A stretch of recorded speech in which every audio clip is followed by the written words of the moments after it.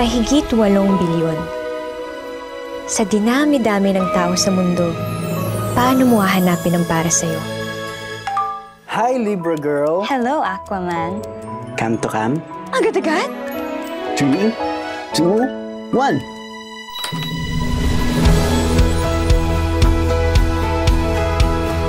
Uy! Ganda mo. Thank you. Cute ka rin naman. A story across space and time. Luma na yung kalendaryo mo, 2009 pa yan, oh. Ano to, prank? 2009 nga. 2024! Bangag ka ba? 2024 na dyan. Baka kaya nangyayari sa atin to for us to correct something in our past. This generation's next love team.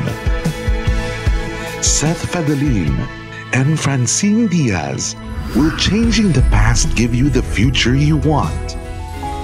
Hindi ko na nakilala ang mga magulang ko. Inampun lang ako. Bata pa lang ako, naghiwalay na sila mama at papa. Minsan lang tayo mabuhay, Lex. Masama bang maghangad ng normal na pamilya? Pwede pa kaming mabuo ulit at ikaw lang makakagawa nun. One time lang ha. Anong naisip mong gawin? Si Papa.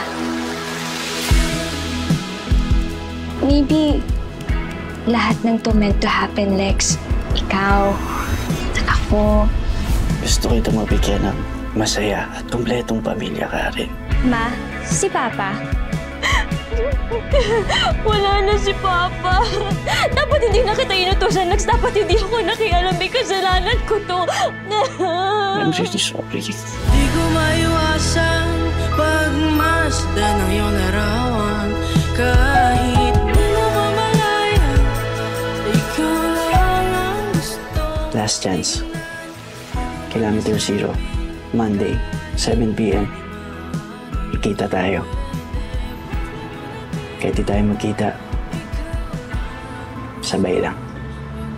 From 0. When beyond? Feel the love this Christmas.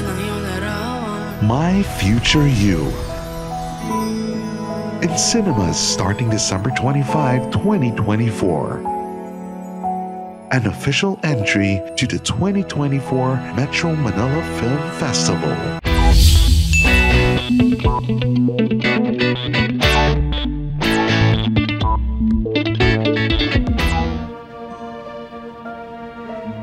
Nang maghiwalay kami ng nanay mo, mahirap lang kami noon. Kaya naman nagpursige ako para umasenso, para ipakita sa babaeng yon na nagkamali siya. Joy, pinindeho ko nung babaeng yon.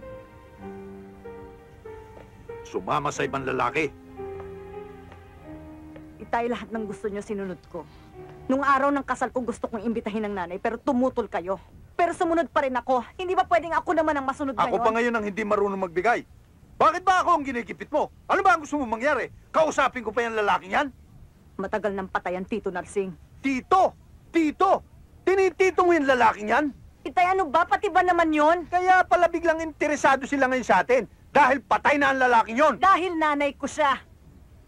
At sa 2 taong pagkikita namin, siya mismo ang tumutol na banggitin ko sa inyo. Dahil sa takot. Ganyan naman ang ugali ng nanay mo eh. Sinungaling. Huwag mong sabihin wala kayong ipinagkaiba. Itay, bakit ba kinakailangan meron pa akong kampihan sa inyong dalawa? Bakit gusto niyo ipamana sa akin yung galit niyo? Ayaw niyo ba talaga mawala yung bigat sa dibdib? Eh, sino ba nagbigay nitong bigat sa dibdib ko? Bakit ako? Bakit hindi yung nanay mo pagsabihan mo ng ganyan? Matagal na niyang pinagtusahan, Itay. Naghihirap na siya ngayon. May sakit pa. Mabuti! Sana malubha! Ito ang tandaan mo, Joy. Walang ibibigay sa atin ng mga yan, kundi puro kamalasan.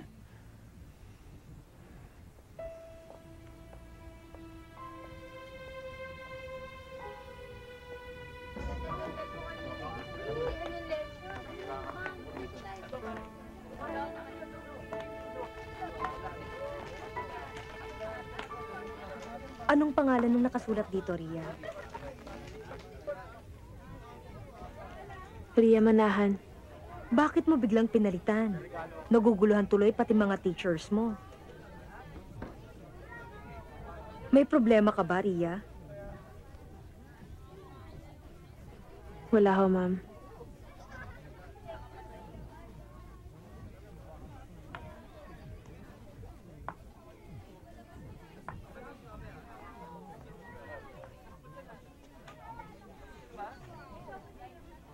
Bakit ka ba nagkakaganyan?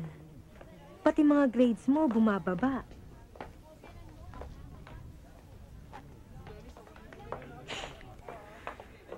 Kasi ho, Manahan ang pangalan dala ng nanay ko eh. Matagal niya nang trinapan de Luna.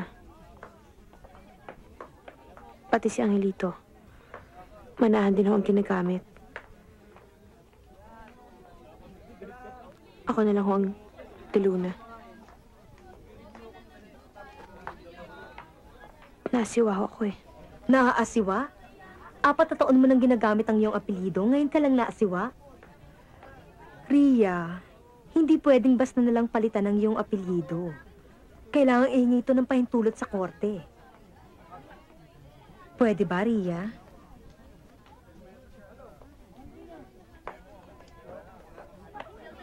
Yes, ma'am.